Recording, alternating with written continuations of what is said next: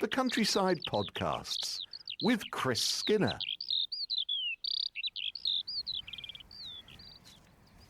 Fabulous June day on High Ash Farm. It's 9 o'clock in the morning and we've got plenty of blue sky and there's a lovely fresh feel to it as well. It's not humid in the least. We've had some very humid days recently, but I've come to the farm this morning in search of Farmer Chris Skinner for our weekly podcast, and it's always a great pleasure to meet up with him and find out what's been happening. And we've had some severe weather in the Norfolk area over the last few days, so we'll find out how it's affected him. But it's the zenith of the year, isn't it? It's just about the longest day. And oh, here he is, Chris. What have you seen? Matthew, just as you walk down the edge of the woodland where we are, you frightened a Chinese water deer, which was asleep in the grass, the pasture in front of us, and it scampered off down at the hill and it's just gone out of sight. Oh, there's a hare just over there.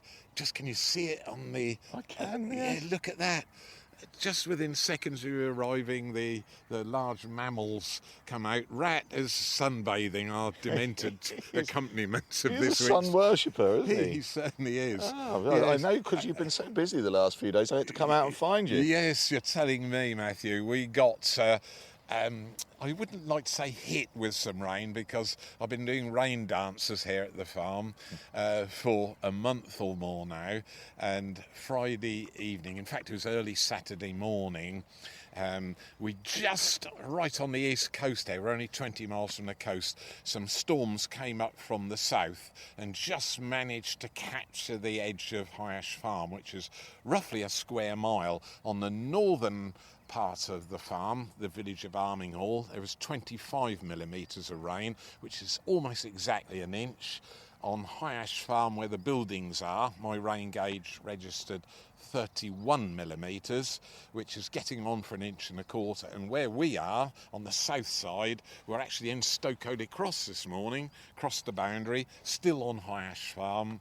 We had 38 millimetres, which is a good inch and a quarter. Give you an idea, I got the calculator out and worked out that an inch and a quarter of rain is about 120 tonnes of water per acre on the farm, and this is why I kind of worship nature. 75,000 tonnes of water fell in an hour and a half. Oh, I wonder how many gallons that is. That's an amazing amount. It's like a lake. You can get the calculator out, because it's 22,610 gallons for an acre inch. 106 and a quarter tonnes, roughly speaking. Pint of water weighs a pound and a quarter, as they say. That I'm all in imperial, of course. Well, a lot of people still are. So. Yes. But the thing is, that rain, it was such a short period of time. An inch and a quarter doesn't sound, as if it's... But the impact was because it was all over about an hour and a half, wasn't Yes, it was the intensity of the rain, and that's something that I'm beginning to notice here at High Ash Farm in the last 10 years in particular. Weather events, if you like to call them that, are becoming more intense. We're either having long periods of wind, some which is quite damaging. We've visited trees which have just been keeled over.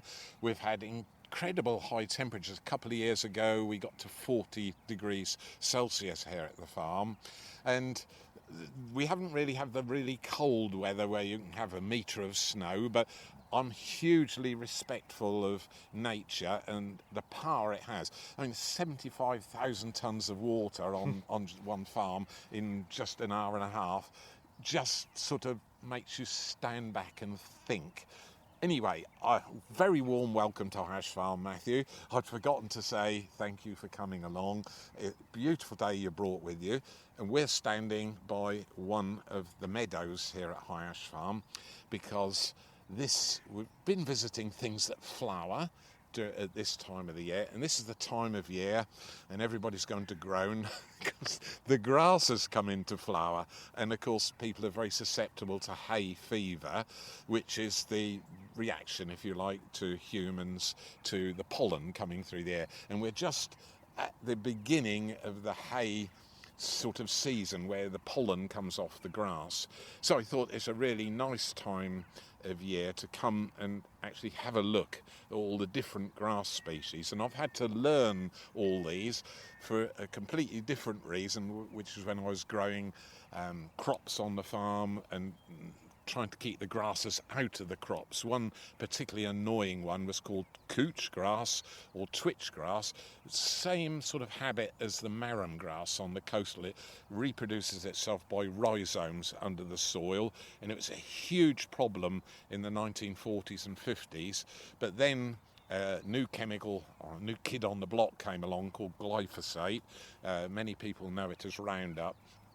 And you spray the grass, the bit above the ground, and the chemicals translocated into the root system and kills the grass from underneath. And I used to have to cultivate fields and fallow them over the summer months in order to get a crop. So some of the grasses were really invasive, but a lot of them, and I've started to grow them again now, we use for hay on the farm for the horses, one of the diversification enterprises. And I'm going to introduce you to the first one. I'm just going to bend down and pick one up, and it was very nearly, well, it is as tall as me. That's like a, yes, I mean, that's just one big, grass strand, isn't it? Yes. With like what looks like seeds at the top. Yes, and it's called tall meadow fescue. It's 6 foot tall. It is, that's it. Yep, and there's leaves all the way down. It's quite a nutritious grass, and it's very, very good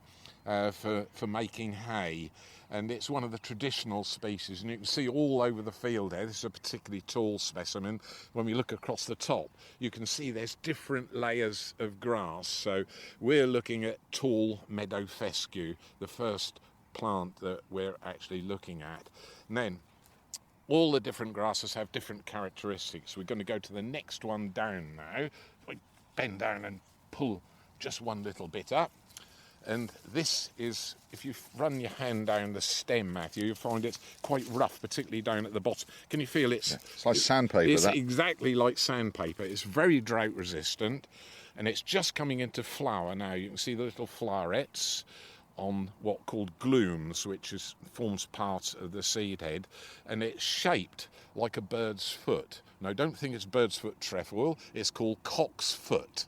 And it's a drought-resistant grass, and farmers on very light land, particularly where sheep are grazed, will grow this one because this year it's the hero of the scene because it can stand dry weather and carry on growing, and it's also a really early grass. And I grow it on the farm for another reason around the field margins, because it forms clumps. And the stalks will survive over the winter. This one, if I put it on the ground, is about 4 foot tall, very coarse grass, very drought resistant, and it's got a slight purple hue to it once it comes into flower and produces a lot of seed, but it is coarse, so you wouldn't necessarily give this to animals that require fine grasses. Things like horses are very fussy, and they'd be a bit particular about eating this particular one. But for sheep, because you get this early bite, and if you graze it off close to the ground, it will grow again and again and again, and it just keeps coming back for more. So deep rooted as well. It goes down perhaps 12, 18 inches, 300, 400 mil down into the ground, and it manages to find water. The reason I grow it round the field margins is if you just cut it off, the following year it produces even more flower spikes. This one's got 1, 2, 4 flower spikes on it, each with a seed head on the top. Then it forms a clump in the second year, and that's one of the favourite grasses for one of our diminutive little mammals, the harvest mouse. It actually makes its nest from the leaves of this particular grass. I'm just going to take one of the leaves off, like that, pull that off, and if I get the leaf, I can actually divide it into little shreds like that. Can you see? Longitudinal, almost as thick as a human hair, and they stay attached to the base of the leaf like that. And that's what the harvest mouse does, shreds it down, so it's still growing, it's still alive, but it shredded it using its little front paws to hold the grass and its teeth, which they run down to make these little fine hair-like structures, and that's what they spin into these wonderful little nests, a little like a miniature tennis ball, but it's still growing and green. They're a bit difficult to spot at this time of the year, but later in the year, when they're finished with the nests, you can spot them, can't you? Yes, yep. And so that's a favourite grass. So lots of characteristics. So when people just think of grass, you just think, it's just one species. And actually, I'm on first name terms. Oh dear, no wonder I'm looking a bit grey and wizard, with about 20 grass species at least. I've had to learn them. So the next lot down is we're going to have to go down on our hands and knees now. Right, we've got one over here, which is, if I just pass the grass there, it's called cat's tail. Can you see why? It's like a little cylindrical... This one here? Yes. Yes. Yeah. Like a cylinder at the top. Oh, that's brilliant. It's like a half-size cigarette. So the seeds are really green and tightly furry. held. It is, and it's incredibly nutritious. Now, an enterprising American farmer saw this grass and took it over to Carolina in about 1750, and his name was Timothy Hanson. And he bred it, and on the fertile soils over there, it didn't do what this one's done, which was about 10 to 12 inches tall. It grew to well over 2 feet tall, and it's one of the finest agricultural grasses for nutrition, for things like horses, cattle, sheep, that you can grow. And his grass has got a slightly different name. Although we're dealing with native English grasses, there's one now that we just call Timothy, after Timothy Hanson. And we grow it here at the farm, and it's 24 to 30 inches high and really highly nutritious. So because of Timothy Hanson, his name is stuck, although it's kind of an American version of the plant. Nevertheless, it forms a really important part of English meadows, if you like, but it doesn't survive very long. You can sow it in a field, and it's not an aggressive grass, so over the years other grasses will come in and overtake it. So if you want a really nutritious hay crop field, you have to keep reseeding it, which is a bit of a palaver, but there we are. Now we come to the ones that I love, that are really interesting here. Now here's one here. It's got hairy stems all the way up, and it's just coming into flower. Let's see if we can find a slightly better one. There's one here, and I'll just pull that one up, and it's got a furry stalk, but very finely furry, and it's called Yorkshire fog.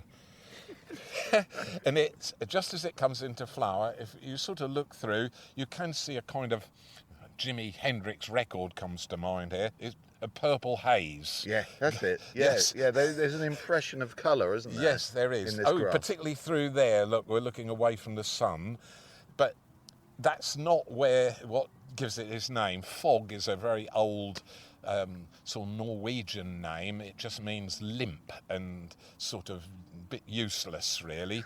F-O. Stop looking at me when you say that. It's F-O-double-G, and yet it's lost this second part of the G, so it's now called Yorkshire fog, and that's just the name given to a very limp grass. It kind of is covered in this fur, but it nevertheless, on wet meadows, is one of the food grasses that grow. And again, at this time of the year, it's coming into flower, and you get this lovely, the only way to describe it is this kind of purple haze on the grass. So you can start to see, when you're looking at a meadow, there isn't just grass. Lots of different species have different qualities. The Yorkshire fog likes the damp meadows, particularly near rivers and old low-lying marshes, and it thrives there and will take over from the other grass. And then the other extreme is the cocksfoot we looked at, which you can grow down in the brecks where there's very dry soil. So you start to get this mixture. And bearing in mind, grass is the most widely grown agricultural crop in the UK, particularly in the western half of the UK. It's from where the Pennines are westwards over towards Ireland.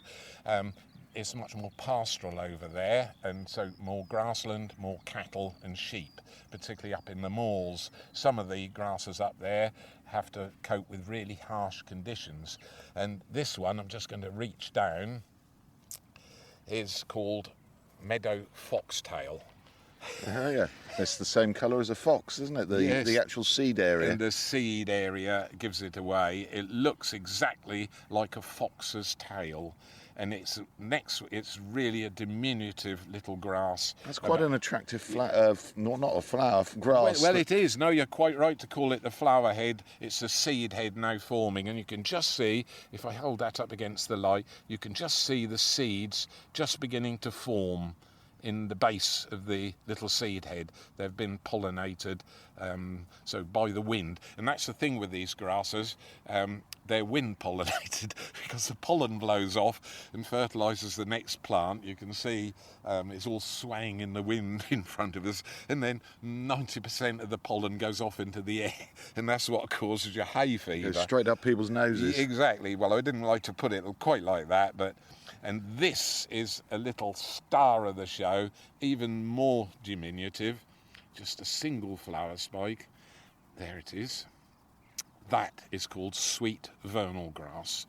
And when farmers mow their hay fields, particularly if it's in lowland grass, it likes lots of moisture. It's only 8 inches high, about 200 millimetres tall. At the most. The end looks like a green pipe cleaner. Yeah, that's a pretty good description. But when you mow hay and it just starts to wilt, that means the stems are beginning to lose their moisture, this one gives off a fantastic perfume. And the perfume was diagnosed. It went to a laboratory to actually see what it was, because it was so wonderful. And the actual chemical is called coumarin, and that was one of the ingredients of Chanel No. 5, would you believe? One of our expensive perfume. I haven't got mine dabbed behind my ear today. I did wonder, yes. I use a new aftershave called Tester. That's wonderful stuff. Doesn't cost a lot either. So this one is a really interesting grass, and again gives that lovely smell in our hay meadows when we cut them, and you go out the next morning and this waft of perfume comes off the hay fields, and the horses love it as well. If you do eat it, and sometimes I walk around like a normal farmer chewing a piece of grass, and this is almost quite bitter actually when you chew it. It's quite unusual. Anyway, I know another dozen species, and everybody would quickly go to sleep if I carry on too long, but nevertheless, there's your Timothy through there. That one's a little bit taller at the back there, you see, about a foot tall, that one. But meadow cat's tail at that size, and the agricultural version of it is called Timothy, so double the height but exactly the same plant. So there we are, a little bit of history. There's some other lovely grass names in here, absolutely beautiful. We did foxtail. There's crested dog's tail as well, which is another one, which is like all the seed pods on one side. It's like a little crest running down, and they're all here in this meadow mixture. But this won't be cut, this field. It's here for another reason altogether, and I'll explain about that in a minute. We've just got a short walk to do, because 20 years ago I did a FEP here. A FEP is a FEP, it's a farm environmental plan, and I put this into my stewardship agreement. And at the time, I did wonder whether it was a good idea.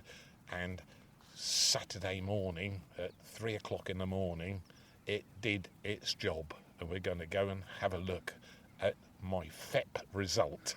Come on. You'll have to wake Rat up. He's sunbathing. Oh, you heard his name. Oh, right. You're right. He's turned over to toast the other side.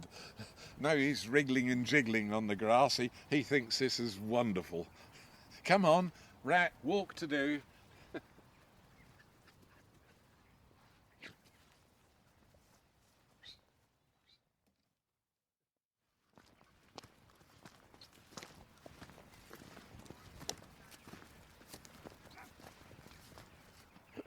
We've walked 100 yards or so, and on the field that's behind us, quite a large one, there's a slope, and it's recently seeded, and there's plants already emerging. But we've got evidence here of what happened on Saturday morning in the early hours. Yes, Matthew, that huge drop of rain, which is what gets me so excited about the power of nature and how we should learn to live with nature rather than try and fight it, because you just cannot. The forces in nature are phenomenal. In front of us is a 100-metre wide strip of very well established grass, which we just visited, and it's 250 metres long, and it's at the bottom of this 20-acre field behind us, which is overwinter wild bird seed mix, which is all just emerged. It's had an extra drink, but because of the shape of the field, it's like a valley gutter. They've got high ground to the right and high ground to the left, and we're standing in a trench, and it's a large area, a very large area, and because of the speed of the rainfall, although the soil was dry, the rain was falling faster than the soil could absorb the rain. So the soil got waterlogged on the top, and the rain obviously does what water does when it's on the move. It washed down this valley and got to my FEP, which is my Farm Environmental Plan, which I put in 20 years ago to prevent this happening, in case, when I used to grow sugar beet, occasionally you'd have these heavy storms and it would wash the soil not just down to the bottom, but into the stream which runs at the base of the valley here in front of us. So this is a 50 or 60 yard wide band of what we were just talking about, the grasses Yes. and various other plants, as a buffer? Yes, and that's exactly what it's called. It's called a buffer strip. Brilliant, that's the correct name for it. And it's still under stewardship, but in a very loose way now. But nevertheless, it has proved its worth, because the water, if we just walk onto the beginning of it, the soil has been washed down. It's 4 inches deep, almost pure sand, and you can see the power of the water sweeping down. If there'd been a house in the way here, it would have gone in the front door and out of the back door with no trouble whatsoever. Sandbags, it would just laugh at it. So there was, 10-15 million gallons of water went through in an hour here. And it's flattened all these plants and buried them as well in this fine stuff, this material. Yes, and the important thing is, at the bottom, the water didn't take any debris or any soil. It was contained at the bottom by the hedge, and the important thing is it didn't get into the stream. There's no fertiliser on the field behind us, fortunately, otherwise that would have been washed off or leached into the stream. The important thing is the soil, all this silt which washes off, and unfortunately all over the farm, some of the farm gateways got washed out onto the highway, so in places it's covered with shingle and stone, and it's quite a traffic hazard. But the important thing is this little grass strip has done the job absolutely perfectly, because if the soil goes into the stream, that stream is a feeder to the River Tas, which is just over in the distance there, about a quarter of a mile away. And what happens is, you might think, an inch of soil doesn't matter, but it raises the river level bed up an inch. Eventually that gets washed through into the River Yare and also raises the river level. And of course, if the river isn't as deep as it normally is because it's silted up, that encourages flooding when we have these weather events which are becoming more and more common, and that's when people's houses get flooded, because at this point you would need to maintain the ditches and keep digging them out. But you can prevent that with little systems like this buffer strip. Used exactly the right name for it.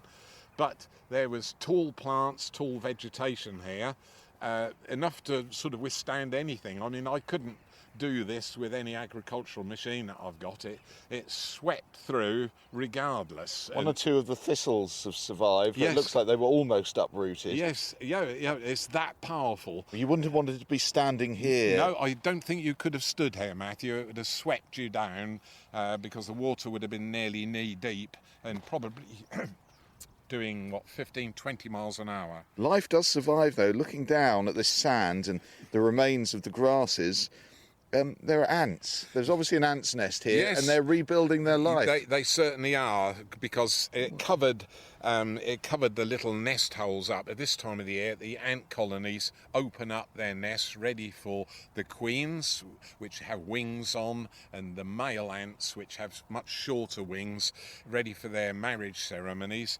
And life kind of carries on, but the water swept over with the sand and sealed off the ant nests. So all they had to do, as long as they were in the little colonies underneath the ground, was to dig themselves back out and carry on life as normal. And that's what they're doing. Oh, a ladybird. Yes, ladybird. So life returns very quickly. There's an ant going round. They're all sort of busy furrowing round, and they're the little holes that would have been opened up the size of your little finger. Here's one here, which is, there goes the ant down it there. And they're all swarming over, just repairing the damage after the flood.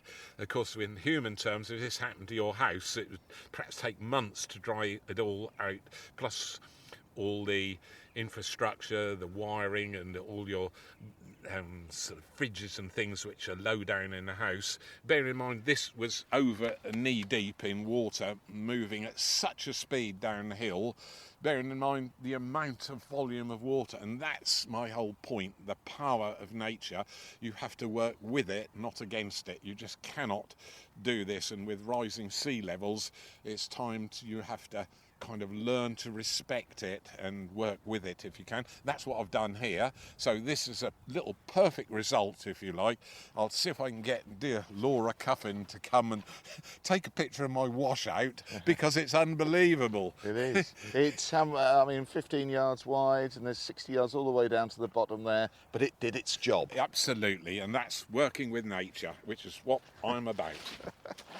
Well, all this sand here. More ants? Yes, more ants. They're building up, they're opening up the colonies this morning, ready for the marriage ceremonies. We've got hot weather, humid weather at the end of the week. The wings will be sprouting. And that's right, and they'll all be on the wing towards the end of the week. And of course, when you get mud like this, it leaves the tracks of any mammals or anything, including us. And there's some nice deer slots just there. A little nature detective job this morning. Well, perfect. That's exactly what's meant to happen when you work with nature. It results in no harm or damage being done whatsoever, and the water did what water does, moves downhill. Well, you'd have thought Chris had had enough of water for one podcast, but you can't get enough of a good thing.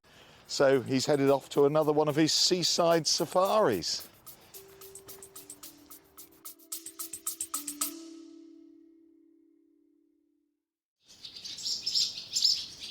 Swallows flying into one of the large barns at High Ash Farm, feeding their young. This is one of the big conservation success stories I know you're very proud of. Just brings a huge delight. 4 youngsters just waiting for mum and dad. The podcast aims to bring you sights and sounds like this every week, and we're very thankful of your support. So any donations or subscriptions are very welcome indeed. All we need is a little bit of extra help. It just keeps it going from week to week. Monthly or one-off subscriptions, whatever the size. And the website, highashfarm.com/podcast. 6 youngsters right above our head, all with their gates wide open.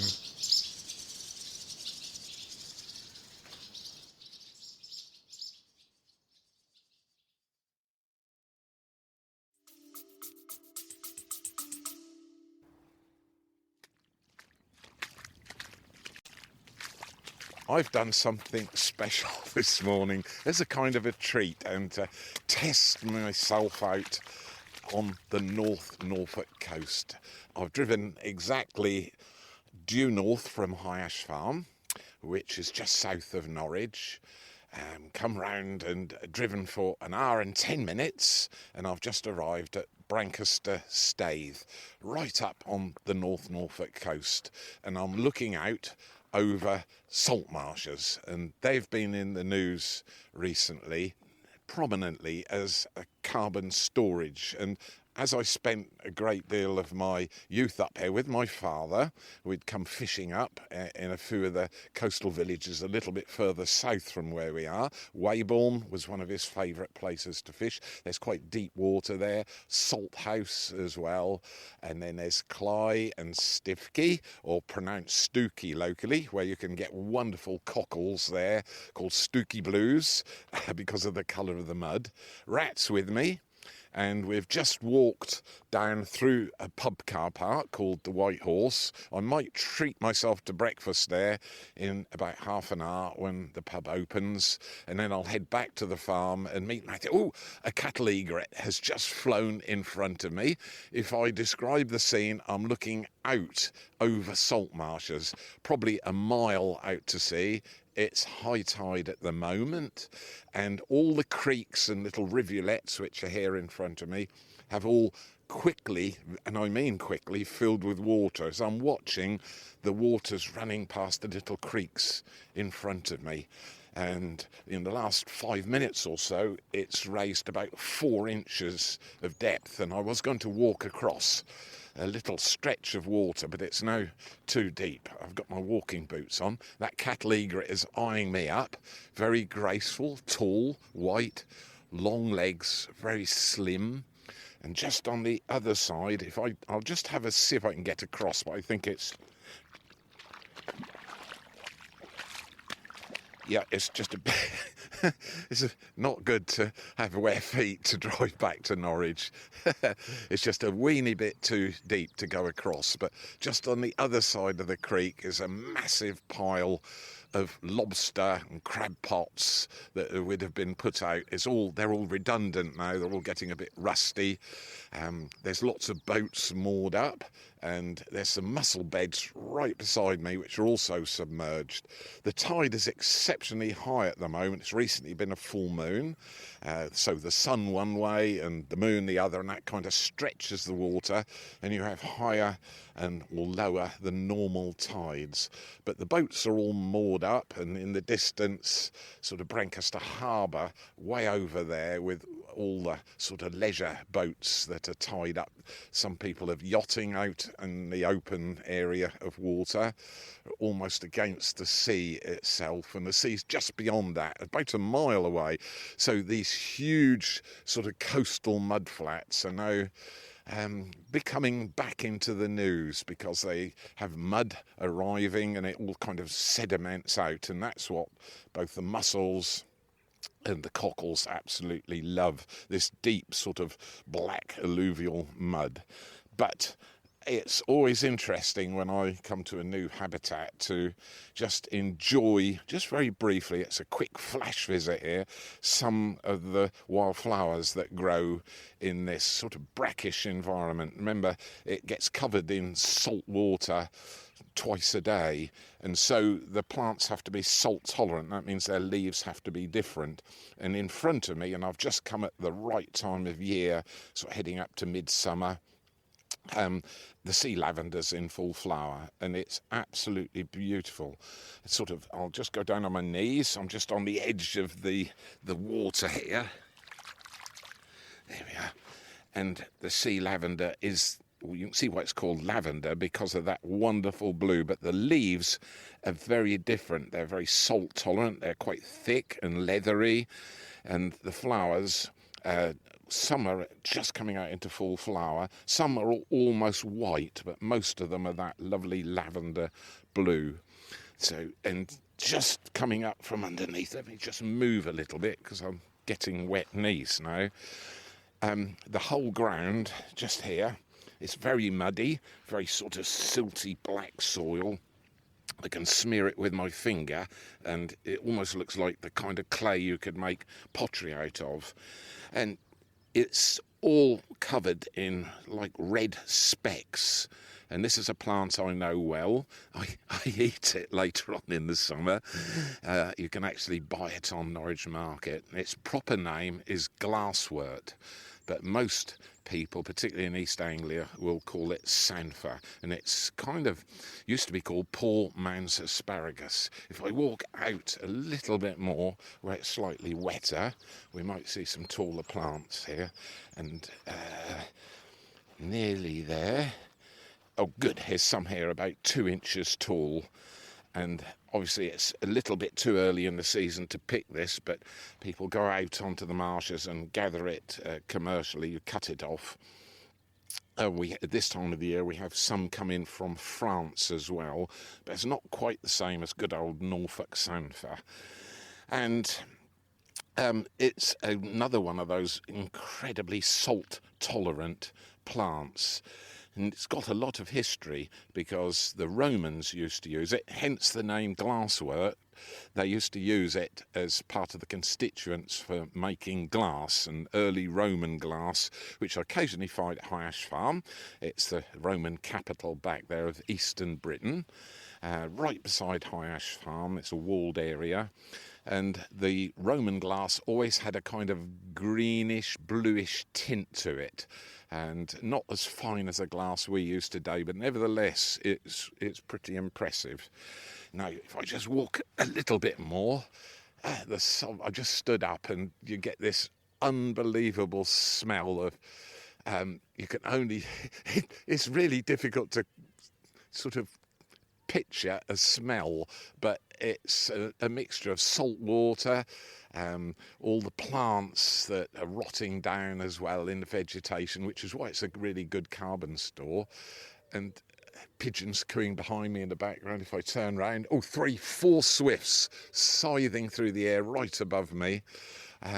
So you get a different set of birds because I'm looking out at the boats. Most of the sort of areas that normally are exposed are now covered, more cattle egrets being forced inland close to where I am, and the boats are all covered with oystercatchers, all looking a bit fed up because they've lost their feeding grounds where they probe in and look for cockles and winkles and all sorts of other soil invertebrates, things like lugworm and ragworm, which would be top fodder for them. The water's now too deep for them to probe into, but nevertheless, once the water retracts again, some sandfur here nearly 4 inches tall, right, just actually in the water. Here we go. Just nip one of the plants off, and it looks like a kind of cactus with tiny little spurs coming off it, obviously without all the prickles.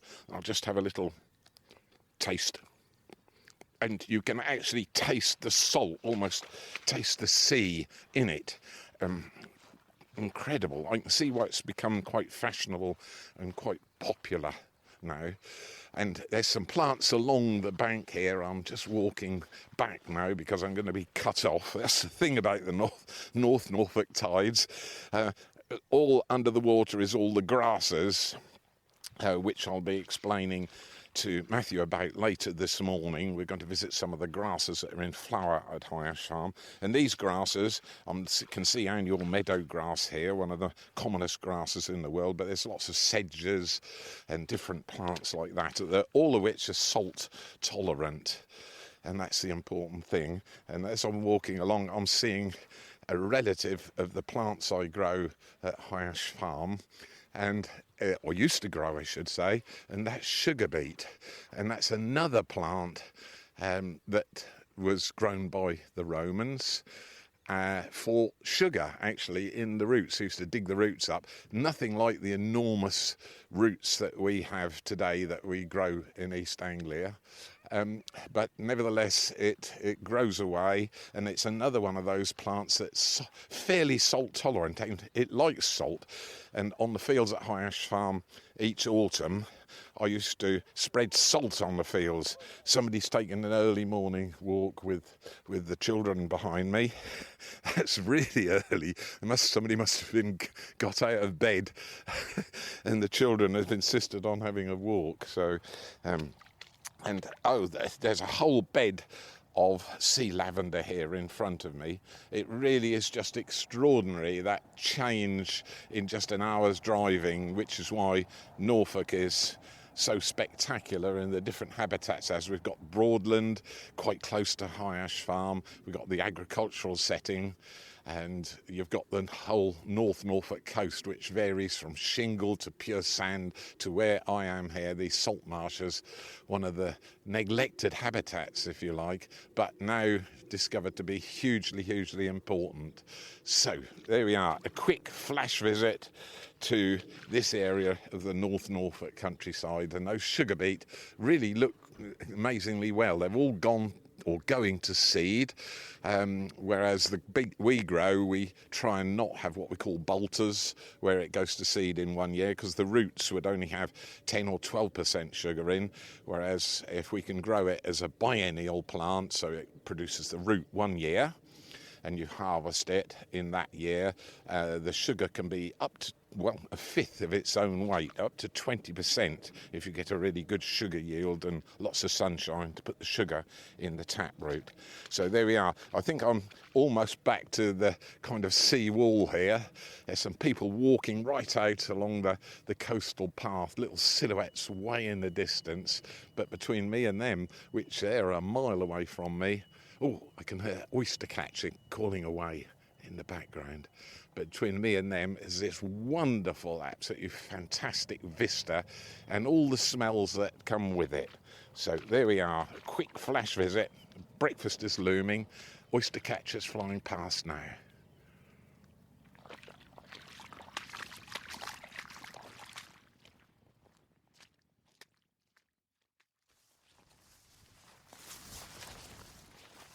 We're walking back to fetch the questions because we've got one or two people who've sent in emails this week. But while we stroll, Chris, I'm very excited about something that's happening in our local city, just over, well, you can see it in the distance there, in Norwich. The Meadow Market Theatre. You're going to be on stage in October. Yes, both of us, Matthew. You're invited as well. It's Sunday the 19th of October between 2 and 4 p.m. We're doing a special kind of living podcast, if you like, and exploring some of the features here at High Ash Farm, some of the videos, some of the questions we may have from the audience, and everybody's welcome to come along.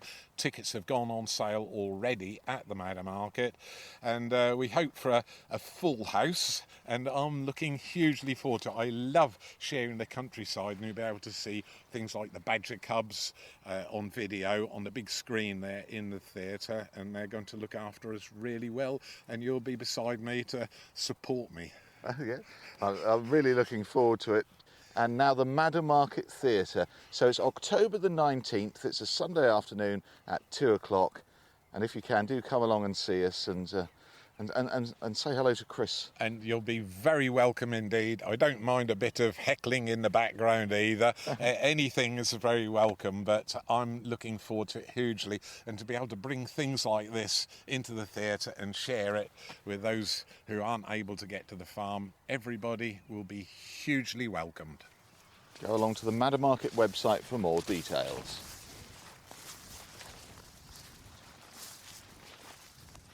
The email address is chris@highashfarm.com, and we've got another bunch of them here, haven't we, Chris? And a photograph of a bird on the wing from Stephen Taylor, a black and white bird, but should the bird be black and white? No, it's a perfect example of what's called partial albinism, where the bird isn't completely white, in which case it would be albino, and it would have a pink or a almost pink, pure pink eye. So it's not that, and occasionally this happens in nature, particularly with birds. I've seen a blackbird with a similar plumage, but a stunning picture taken by Stephen, very well done. When you learn about the scientific name of birds, things like a magpie is a black and white bird. Its partial name is pica pica, and that just means a sort of an abnormal urge to eat things usually, which is what the magpie has. Jackdaws, which this bird is also has this habit of eating odd things and collecting shiny items, particularly around their nesting site, and so to eat pica to eat abnormal things would be something like the urge to eat clay or coal or hair even. It's really unusual, and it happens particularly with as I said, magpies, and occasionally with birds like this. So this is a kind of piebald bird. If it's skewbald, it's any other colour other than black and white, but piebald, just pie just means two, I suppose, two colours. So there we are. So well done, Stephen. Fantastic photograph there that you've taken. Brilliant. Esmond Black farms in Yorkshire at Stadelbridge Farm, it looks like, doesn't it, there? And Esmond says, is it just North Yorkshire, or is it everywhere, that my brambles, cultivated and wild, are flowering and will be fruiting early? Brambles fruiting seems to be getting earlier each year for the last decade at least, he says. Yeah, and he's exactly right in that observation. We had some really warm, long, protracted periods of warm weather in the spring this year. And remember, blackberries, blackthorn, all the trees and shrubs that grow in hedges are all deep-rooted.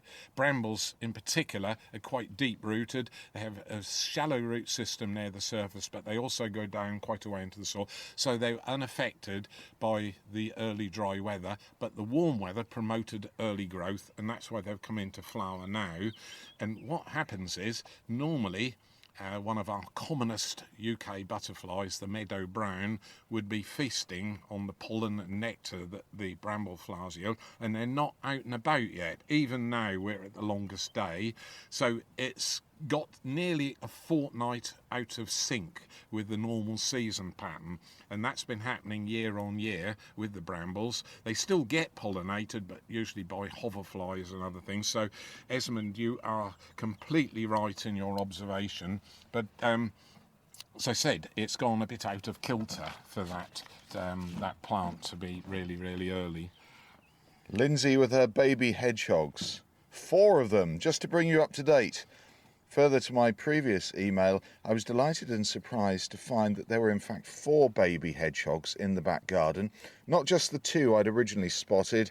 Mother and hoglets all appear to be doing well and continue to emerge each day to forage in the undergrowth. If I sit quietly, the mum will come very close to eat her special dried hedgehog food. Yes, and bearing in mind that all the UK has perhaps missed this rainfall event we've had here over the eastern counties. Some parts in the south of the country got some very welcome rain, and right up the east coast, we're quite close to the coast here, a little bit further inland from where we are, missed all the rain. And as hedgehogs are mainly nocturnal, they mainly feed on worms, slugs and snails because they've got all the moisture in.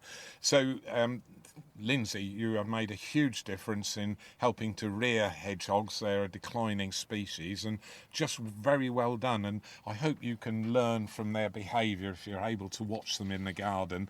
You can learn so much about close observation of nature. So just congratulations for just making a difference there. So well done. Thank you.